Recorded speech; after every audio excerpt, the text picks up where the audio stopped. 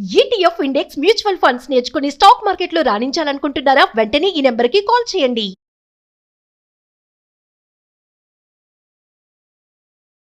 నమస్తే, సుమన్ టీవీకి స్వాగతం. ప్రస్తుతం మనతో పాటు ప్రముఖ ఆధ్యాత్మికవేత్త మాడుగుల శివప్రసాద్ గురుగారు ఉన్నారు. వీరితో ఈరోజు కొన్ని విషయాల గురించి మనం చర్చిద్దాం. నమస్కారం గురుగారు. ఆశీర్వచనం తల్లి. గురుగారు, ఇప్పుడు మనకి శ్రావణ మాసం ఉంది కదా, అయితే ఇదే రోజున రేపు మనకి అమావాస్య ఉంది, శనివారం వస్తుంది, అంటే అమావాస్య ఉంది. ఇలాంటి టైంలో మనకి అంటే ఇప్పుడు శని గ్రహంవి మనకి పూజలు చేస్తూ ఉంటారు, ఏలినాటి శని అని అంటూ ఉంటారు. సో అలాంటి వాళ్ళకి ఏమైనా ప్రత్యేక పూజలు ఏమన్నా రేపు చేయొచ్చు అని అంటారు? అసలు శ్రీ మహాగణాధిపతయే నమః, ఐం మహాసరస్వత్యే నమః, శ్రీ లలితాంబికాదేవ్యే నమః. అమావాస్య, శ్రావణమాసం. ఈ అమావాస్యతో శ్రావణమాసము సంపూర్ణము కావటం అనేటువంటిది ఒకటి. తర్వాత భాద్రపద మాసము ప్రారంభం అవుతుంది. అయితే ఈ అమావాస్యకు ఒక విశేషం. ఏమిటా విశేషం? శనివారము అమావాస్య రావటం. శనివారము అమావాస్య రావటములో ఏమిటి ప్రయోజనం, ఏ వారానికి వస్తే ఏమిటి అనేటువంటి ప్రాధాన్యతలు ఉన్నాయి. మనం అందుకే మొదట్లోనే మనము పంచాంగ శ్రవణంలోనే చెప్పుకుంటాం, తిథేశ్చ శ్రేమాప్నోతి వారాద్ ఆయుష్యవర్ధనం, నక్షత్రాత్ హరతే పాపం, యోగాద్రోగ నివారణం అని చెప్పు. ఇప్పుడు ఇక్కడ మనం తిథి వార నక్షత్రము వలన ఏమిటి, మనం ఏ కార్యక్రమము ప్రారంభము చెయ్యాలి అన్నా, ఒక గృహప్రవేశము లేదా శంకుస్థాపన లేదా వివాహము లేదా ఉపనయనము, ఏదైనా నక్షత్రము మంచిదా గురువుగారు, వారము మంచిదేనా గురువుగారు, తిథి మంచిదేనా గురువుగారు, ఈ మూడు అడుగుతారు. ఇవే మూడు. ఈ మూడిటితోనే మానవ జీవితము నిరంతరము మనకు ముడిపడి ఉంది అనేటువంటిది తెలుసుకోవాలి. అలా రేపు ఆశ్లేష మఖా నక్షత్రాలు శనివారము నాడు, వారము శనివారము. శనివారము ఎవరి అధిపతి? శని. శని దేనికి ఆధిపత్యము? దేహపీడాకారకుడు శని, శనేశ్వరుడు. శని బాధలు ఉన్నాయి అంటే ఆరోగ్యానికి ఏమిటి ప్రతీక కదా. అందుకనే కదా ఇప్పుడు ఏలినాటి శని అనేటువంటిది ఉండేటువంటి వాళ్ళు కానీ, అర్ధాష్టమ శని ఉండేటువంటి వాళ్ళు కానీ, శని మహాదశ నడుస్తూ ఉండేటువంటి వాళ్ళు అయినా, లగ్నములో శని ఉండినా, లేదా ఎవరు ఏ లగ్నములో పుట్టారో ఆ లగ్నానికి సప్తమ స్థానములో శని ఉండినా, ఇలా కొన్ని స్థానాల్లో ఉండేటువంటివి ఉన్నాయి. వాళ్ళందరూ ఏమి చేసుకోవాలి నిజానికి ఈ అమావాస్య నాడు, ఏమి చేసుకుంటే వాళ్లకు మేలు జరుగుతుంది అనేటువంటిది మనం ఇక్కడ చర్చించుకోవాల్సినటువంటి ఆవశ్యకత. వాళ్లకు ఎవరైనా ప్రతి వాళ్ళు కూడా ఏలినాటి శని ఉండేటువంటి వాళ్ళు మాత్రమే అని కాదు, శనికి తైలాభిషేకం చేసుకునేటువంటి విధానం ఒకటి. ఏది శక్తి ఉండి తైలాభిషేకం చేయించుకుని సమయము పెట్టుకోవాలమ్మా. నాకు సమయం లేదు, అర్జెంటు పనులు ఉన్నాయి అంటే, నువ్వు బాగుంటేనే కదా నీ అర్జెంటు పని నిలబడుతుంది, ఆ అర్జెంటు పని నీకు మేలు జరుగుతుంది. నువ్వు నీ ఆరోగ్యము బాగుంటే నీ అర్జెంటు పనులన్నీ కూడా చూసుకోవచ్చు. అందుకని ఇక్కడ ముందు శనికి నవగ్రహాలకు తైలాభిషేకం, శనేశ్వరుడికి తైలాభిషేకం ఒక విధానం.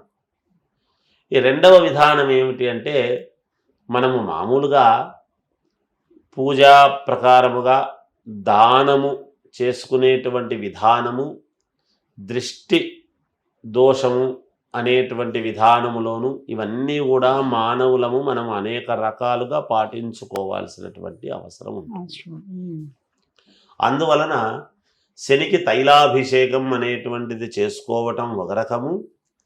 అలాగే నల్ల నువ్వులు, నల్ల బట్ట, ఒక మేకు ఏదైనా పాతది గోడకు ఉండేటువంటిది తీసి ఒక దాంట్లో వేసుకొని, నల్లగుడ్డ, మేకు, నల్ల నువ్వులు, ఒక నిమ్మకాయ, ఉప్పు, పత్తి, మనము పూజకు మనం ఒత్తులు చేసుకునేటువంటి పత్తి, దూది, అటువంటి దూది, ఏదైనా మట్టి పాత్ర పిడత కానీ లేదా మట్టి దీపం మట్టితో తయారు చేసినటువంటి ఇది కానీ పెట్టి ఇవన్నీ కూడా దానము చెయ్యటం అనేటువంటిది ఒక రకము, లేదా ఇవన్నీ దిష్టి తీసుకోవటం, దేహం ఎవరైతే అనారోగ్య బాధలతో బాధపడుతూ ఉంటారో వీళ్లకు ఈ దిష్టి అనేటువంటిది తీస్తే, ఒకవేళ అనారోగ్యం లేదు,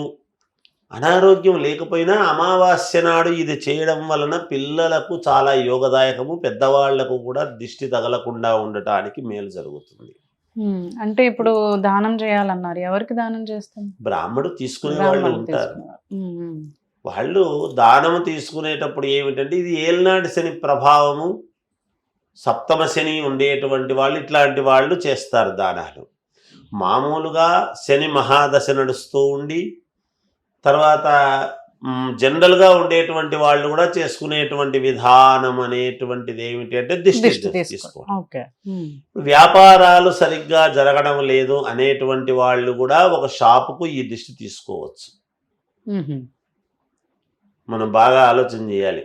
ఏ వ్యాపారమైనా సరిగ్గా నడవడం లేదు అని అనుకునేటువంటి వాళ్ళు, ఇంటికి బాగా లేదు అని అనుకునేటువంటి వాళ్ళు, ఇంట్లో మనశ్శాంతి లేదు అని అనుకునేటువంటి వాళ్ళు శనివారము ఉదయము ఇవన్నీ తీస్తూ దీంతో పాటి గుమ్మడికాయ, తినేటువంటి గుమ్మడికాయ, ఎర్ర గుమ్మడికాయ ఉంటుంది కదా, గుమ్మడికాయతో దిష్టి తీయడం, తీసి పడేసేయడం.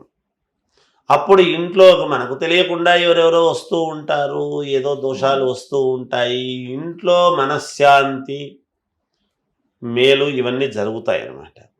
అలా ఇంటికి కూడా దిష్టిలాగా తీసుకునేటువంటి విధానము ఉన్నది. ఇవి పాటించుకుంటే అమ్మ రేపు అమావాస్య కాబట్టి అమావాస్యకు సంబంధించినటువంటి ఇది శుక్రవారం రోజు సాయంకాలము కూడా ఈ దిష్టి తీసుకోవచ్చును. ఎందుకంటే శుక్రవారం నాడు ఉదయము 11 గంటల చిల్లర నుండి మరుసటి రోజు ఉదయము 11 గంటల చిల్లర 12 దాకా ఉంటుంది కాబట్టి శుక్రవారం సాయంత్రం తీసుకోవటము, శనివారము ఉదయము తీసుకోవటము రెండూ యోగదాయకమే. వాళ్లకు మేలు జరగడానికి అవకాశాలు చాలా వరకు ఎక్కువ.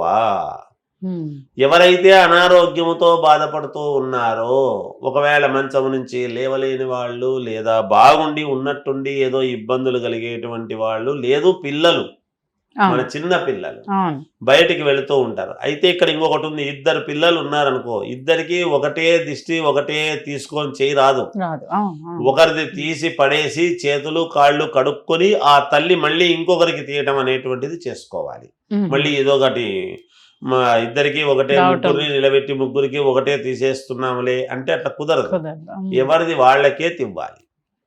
అందువలన అలాంటివి చేస్తే తల్లి అమావాస్య నాడు చాలా చాలా చాలా యోగదాయకముగా ఉంటుంది, వాళ్ళకు మేలు జరుగుతుంది అని తెలియజేస్తూ ఉన్నాను గాక.